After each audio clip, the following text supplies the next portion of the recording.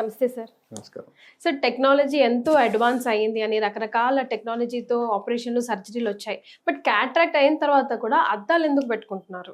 So ఇక్కడ cataract చేసినప్పుడు ఇక్కడ 2 ఆస్పెక్ట్స్ ఉంటాయన్నమాట. సో క్యాట్రాక్ట్ చేసిన తర్వాత ఎలాంటి లెన్స్‌తో మనము లోపల క్యాట్రాక్ట్‌ని రీప్లేస్ చేసాం. అయితే సింగిల్ మోనోఫోకల్ పవరా, లేకుంటే బైఫోకల్ లెన్సా, లేకుంటే ట్రైఫోకల్ లెన్సా.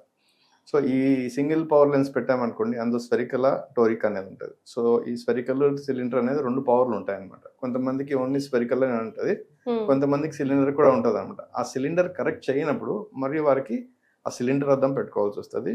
మళ్ళీ తర్వాత దగ్గర చూపు కూడా వాడుతూ ఉంటారు అనమాట.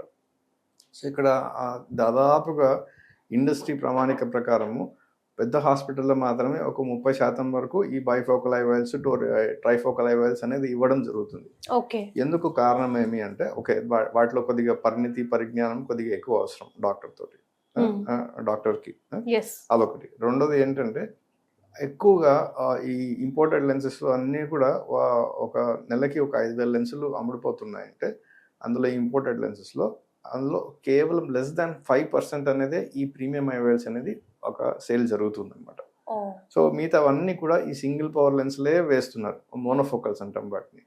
సో వాటి కాస్ట్, టికెట్ సైజ్ ఎంత ఉంది అంటే, మనకి ఈ ఇండియన్ మల్టీఫోకల్స్ వేసుకునే కాస్ట్లో ఉంటుంది అనమాట.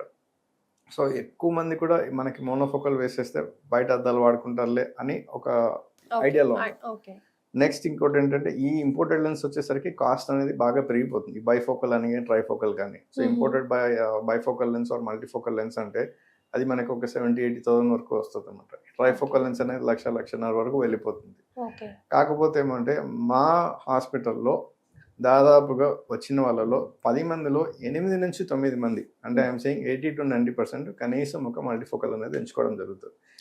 ఎందుకు అంటే, మా కాస్టింగ్ అనేది ఒక ఇండియన్ మల్టీఫోకల్స్ మేము ఎంకరేజ్ చేస్తాం. ఇండియన్ మల్టీఫోకల్స్ ఇంపోర్టెడ్ మెషిన్స్ తోటే, ఇంపోర్టెడ్ మెటీరియల్ తో తయారవుతాయి, కాకపోతే మన ఇండియాలో తయారవుతాయి. సో అది అందుబాటులో ఉంది, కానీ అందరూ దీన్ని ఎంచుకోవడం లేదు. సో మా దగ్గర వచ్చే వాళ్ళు 10 మందిలో 8 నుంచి 9 మంది ఈ మల్టీఫోకల్లో, ట్రైఫోకల్లో వేసుకోవడం జరుగుతుంది. ఒక బేసిక్ ఏంటంటే, ఈ కాస్ట్ బ్రాకెట్ అనేది అనమాట. బయట ఏదైతే కార్పొరేట్ హాస్పిటల్లో ఒక ప్రీమియం మోనోఫోకల్ వేసుకోవడానికి 55,000, 60,000 వేస్తున్నారు. మేము అదే 65,000కి మేము ఒక ట్రైఫోకల్లో దాదాపుగా చాలా మంది ఇన్సూరెన్స్ పేషెంట్స్ కూడా మేము ఈ ట్రైఫోకల్ ఇవ్వడం జరుగుతుంది, ఆర్ టోరిక్ మల్టీఫోకల్ ఇవ్వడం జరుగుతుంది. సో మా దగ్గర ఈ వాట్ యూ కాల్, ఈ ఆపరేషన్ తర్వాత అద్దాలు లేకుండా చేసే పరిస్థితి ఎక్కువ ఉంటుంది అనమాట. సో ఇదేంటంటే, ఈ కాస్టింగ్ లో ఎక్కువ వచ్చేస్తుంది. సో దీన్ని పబ్లిక్ ఏంటంటే, మాకు అద్దాలు లేకుండా మాకు ఇండియన్ లెన్స్ కావాలి అని అడగాలి. సో మనకి ఫారెన్ లెన్సే మనం కావాలనుకుంటే అందులో కాస్ట్ ఎక్కువ పెరిగిపోతుంది అనమాట.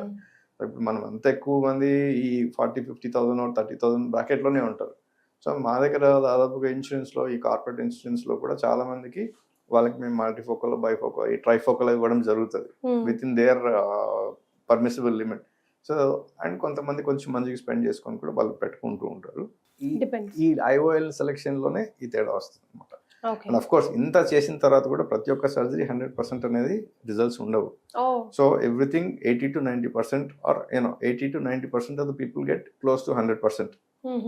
మీతో ఒక 5-10%లో ఒక 90% వస్తుంది అనమాట. అంటే ఏంటంటే residual.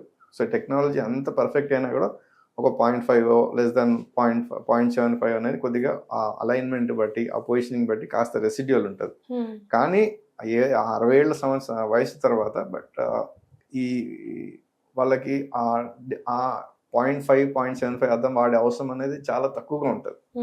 So they can manage. అద్దాలు లేకుండానే వాళ్ళు ఒక 90% పనిని వాళ్ళు పూర్తి చేసుకోగలుగుతారు. సో మీరు ఎక్స్ట్రా అమౌంట్ స్పెండ్ చేయకుండానే మీకు ఒక బెటర్ టెక్నాలజీ అనేది మేము అందించడం జరుగుతుంది అనమాట.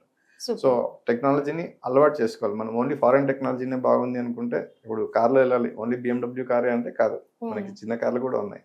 I'm just saying cost-wise comparison, not on the basis of features or whatever it is. Simple comparison అన్నమాట.